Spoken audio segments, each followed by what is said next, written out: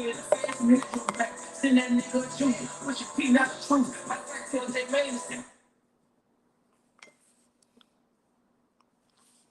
gonna talk about it.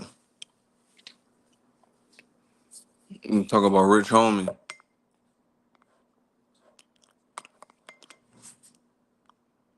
That motherfucker to come over here.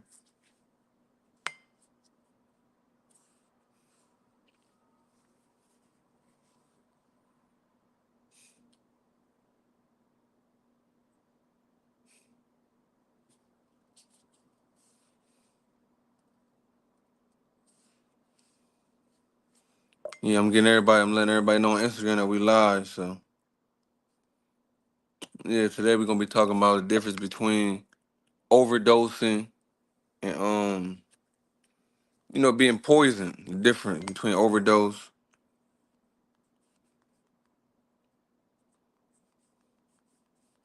poison,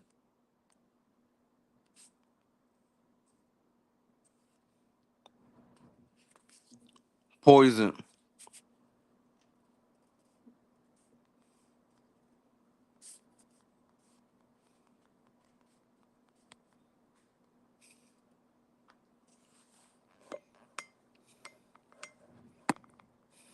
I'm gonna stay on here for a minute, but not that long. And as I said I was gonna do, I'm going live. I was gonna bring awareness to this issue all week. Until I was bringing awareness to this issue all week, and that's what I'm gonna do. And I also want to give, Rich Homie Quan his flowers. Excuse me for pronouncing his name wrong. His funeral was today. It's a bunch of distractions going on. I peeked in and out of the funeral. It was a beautiful ceremony. Um, in honor of him and all of the people who I lost, I wanted to, continue to see my face seen speaking on this and just giving awareness. I'm not a expert, but I do know that I have personal experiences from family members and loved ones who going through it right now and may still be alive, or who got a drug dependency problem, who had a pill problem, whatever the case may be. I know people that's dealing with this shit right now. I know people who tapped out behind this shit. But yes, it's a difference between a person, overdosing and a person being poisoned. The difference is, a lot of times, back in the day, we used to see my motherfucker just take too much. Like the quantity was too much. He just kept going and going and going till he overdosed in that manner. Where you just consume too much of the shit. When you built a certain tolerance, for a narcotic or whatever, and you get a narcotic, now it's a difference when you're supposed to be popping a pill, but it's laced with fentanyl to make it stronger, and it's a bad batch. It's a fake pill. It's fentanyl, and this caused you to overdose. We gotta understand that fentanyl is 100 times stronger than heroin. I just did a little study while I was talking about that. I said I'm gonna go here and educate motherfuckers if I'm gonna speak about this. Yeah, but I want to just say it's a difference. The difference between a person overdosing, and being poisoned with fentanyl. That's poison when a person check out like that. It's not an overdose, like Whack 100 said. But I feel like um people just now, you don't get your flowers until you dead. You see that with Rich Homie Quan. I see that with everybody. You see that shit with everybody. Any individual who goes through they become bigger than life after they pass away. They don't never get their flowers while they here. And I seen the great Charleston White speaking about that, like your man don't get their flowers till they die. And that's sad. That's why I try to give all my friends and people that's, great and who have been great in my life, I try to give them their flowers while they still here. Um, Live on YouTube. I want to y'all come on YouTube. I'm gonna get up off of here. Go on YouTube. I feel that I feel that Rich Homie Quan had a big impact. Uh, he made a lot of dope ass great songs. He deserved his flowers. He had a beautiful ceremony.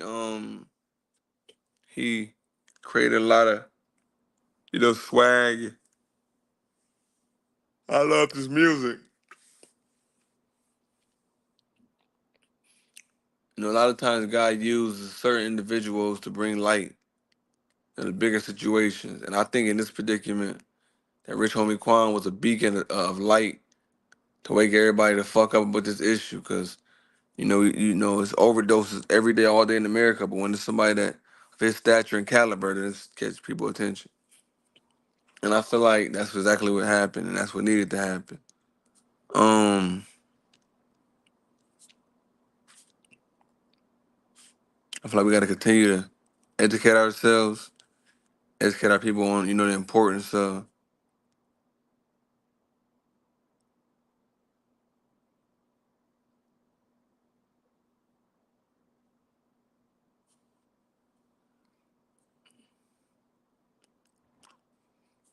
He need to be honored. Basically, what I feel. I respect him. I respect his legacy. But it seemed like everybody just dick riding when you die. Everybody was cool with you. Everybody dope. When a nigga passed away, when a nigga was alive, or when a nigga home, you don't get that love. It's like you got to go through some. You don't get your flower until you check up out of here. That's the fake shit. Oh, I guess because the nigga dead now, nigga don't care about a motherfucker being better than him because they in a better place predicament than you is. Shit's so whack and corny, man.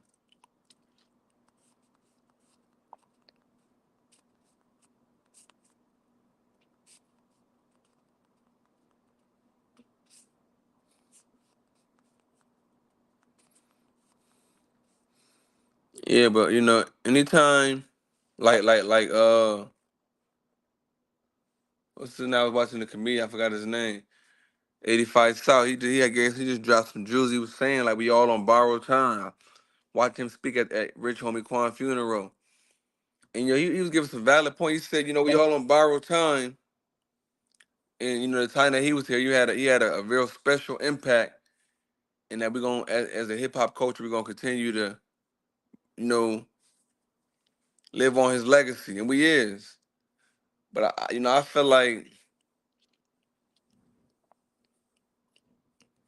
it's a few things I wanted to address on this live. I feel like we have to start, giving our icons, our people, they flowers while they alive.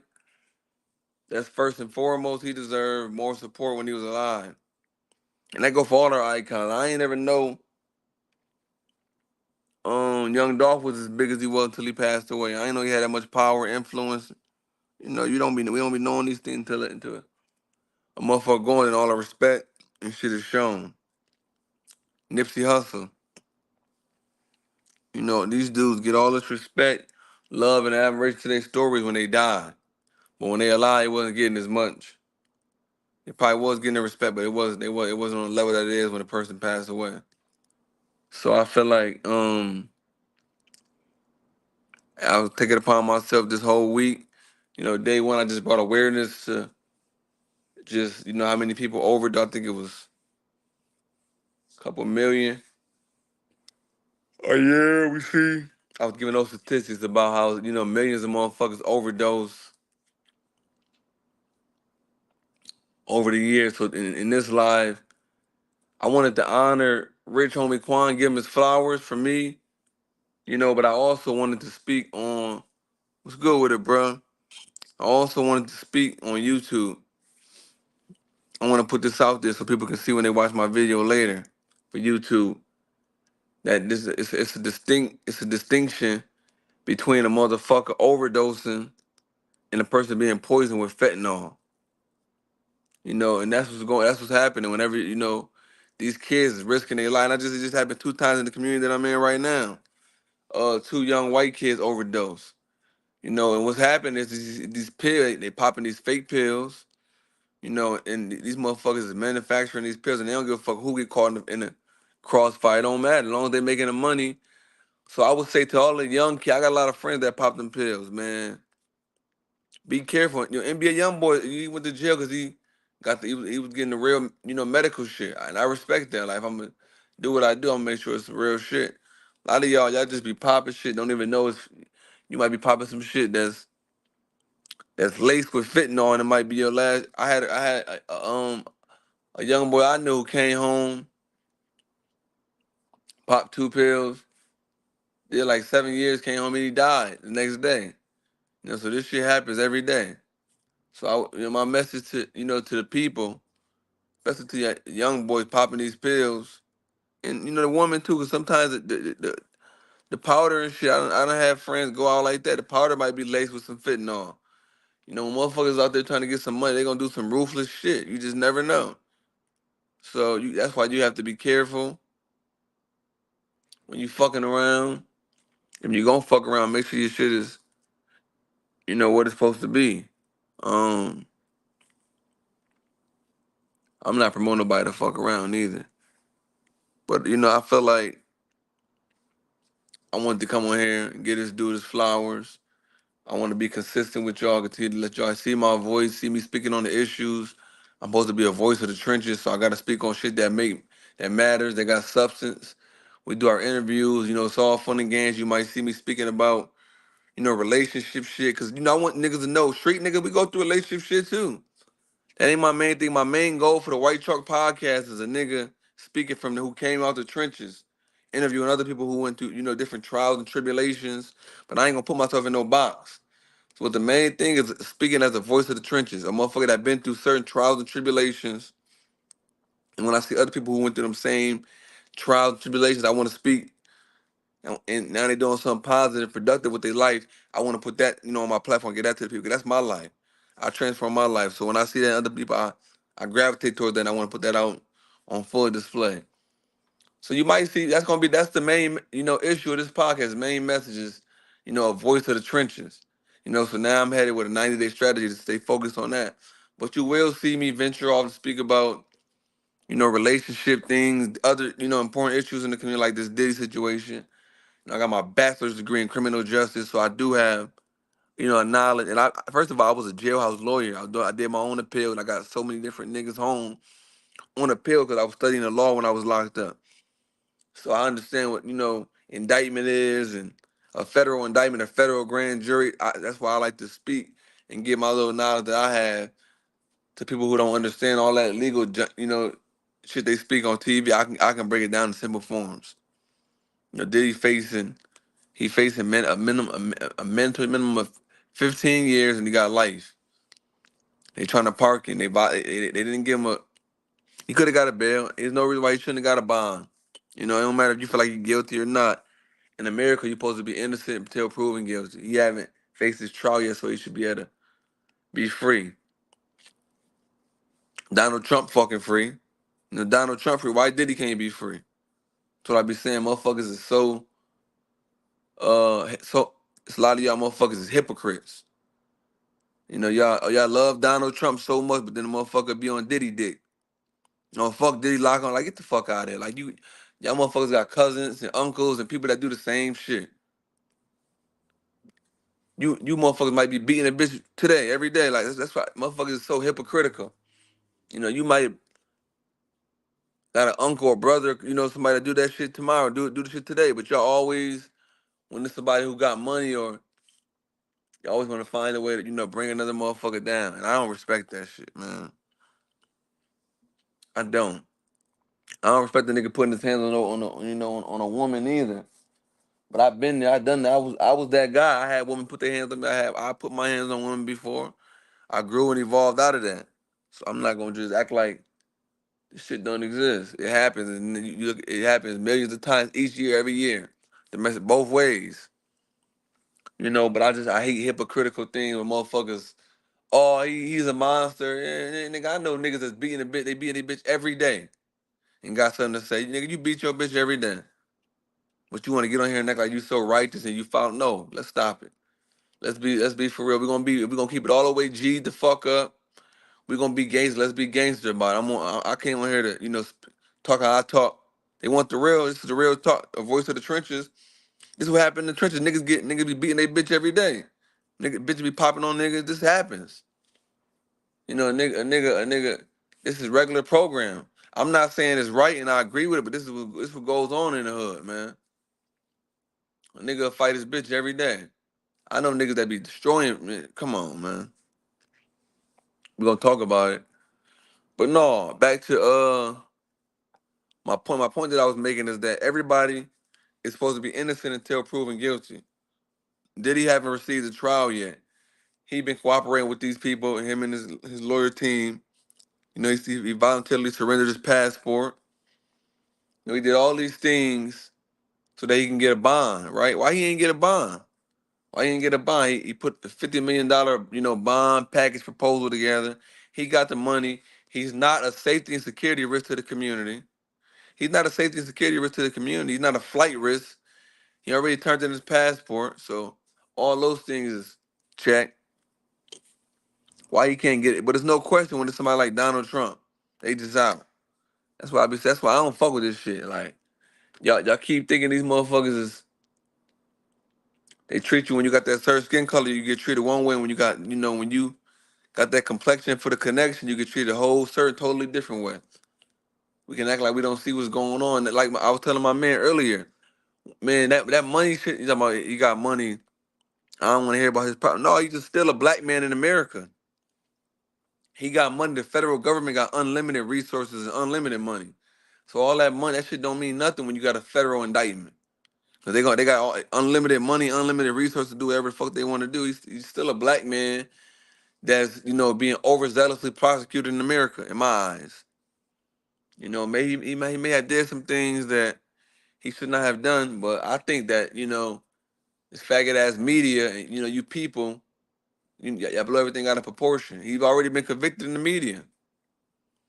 That's what they do. Whenever you make somebody mad, you piss them off, and they convicted him through the media. He had a trial through the media. This big media propaganda where we're gonna continue to smear his name and smear his name and get everybody to feel like he's guilty. We're gonna put put this out, lawsuits, and we're gonna leak this video so that we can paint his whole reputation, destroy his reputation. Man, I read all this shit in the 48 Laws of Power. This shit ain't nothing. Man, this is what they do. This is how they play. This is the games they play.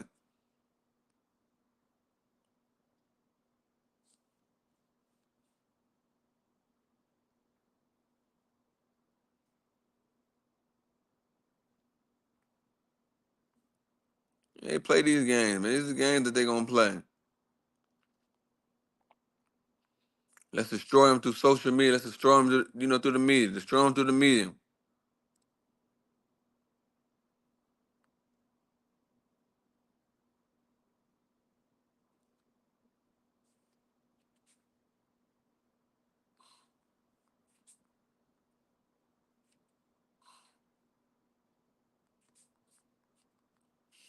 Yeah, destroy you through the media. Destroy you through the media.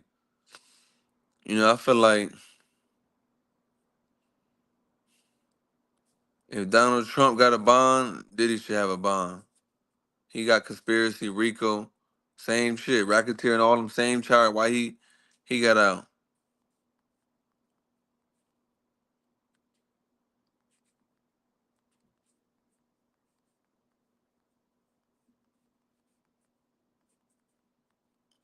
You ain't gonna have me as one of them people that just go along with everybody else going because everybody else feel like, oh fuck that. I ain't one of them. I ain't one of them people, man. I'm realistic. I know what I did in my life, and I did a lot of shit that I ain't had no business doing. I know that you motherfuckers did too in your closet. Skeletons. Everybody got skeletons in their closet. You ain't gonna. I'm not. You're never gonna get me to be one of them people that. Oh man, no. Everybody's already there in trial, man. If the law says you're supposed to be innocent until proven guilty, that's what it is. I've been accused of a lot of shit I ain't do, with shit that seemed like it was evidence and came out later to be it wasn't. That was never the case. So I don't know. I want to see trial. I want to see trial. I need to see the trial. Let that man have his day in trial, and that even with that, I want him to have be judged by a jury of his peer group. I don't trust the American system. I don't trust the legal process. I don't feel like nothing is legal about it. I feel like if a person not being judged by a real jury of their peer group, then you're not gonna never receive justice in this faggot ass system. That's why I don't even like talking about this type of stuff. But yeah, man, if Trump got bond, Trump out, Trump got conspiracy, RICO, all these same charges. If Trump could be out and he's not no safety security risk, Diddy could be out. Diddy could be out. He got $1 billion. He got $6 billion. If he could be out, Diddy could be out. You know what I'm saying? They don't even think twice about,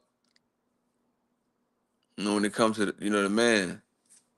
When it comes to one of us, that shit is so crazy. How you can have so much support. Everybody be supporting you today, and then tomorrow, they motherfucker turn their back on you.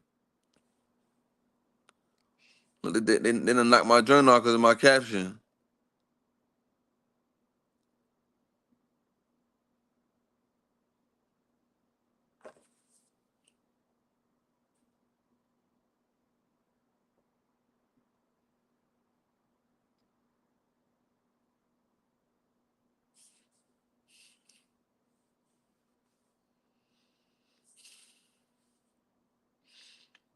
Yeah, that's when they gonna start. Every time I talk like that, they start. That's why I don't go live on this shit.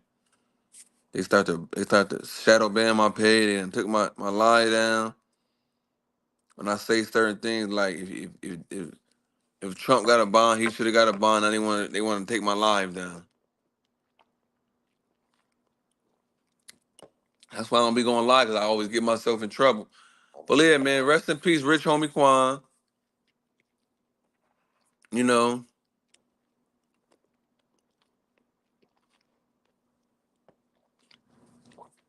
I love everybody that come in the chat and support. Fuck all the bullshit, man. Continue to elevate and better yourself. We got to stand behind what's justice, what's right. I'm going. I ain't about to stay on here too long.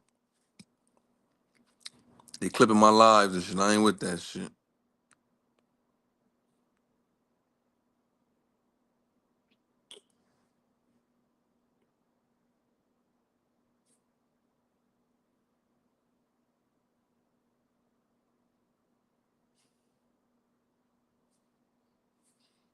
Oh, see, they talking about they lower my shit in the feed.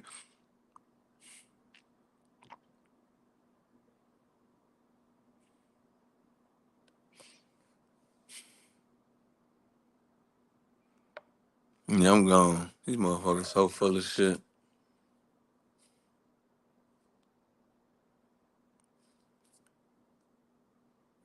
Ain't got no good reason.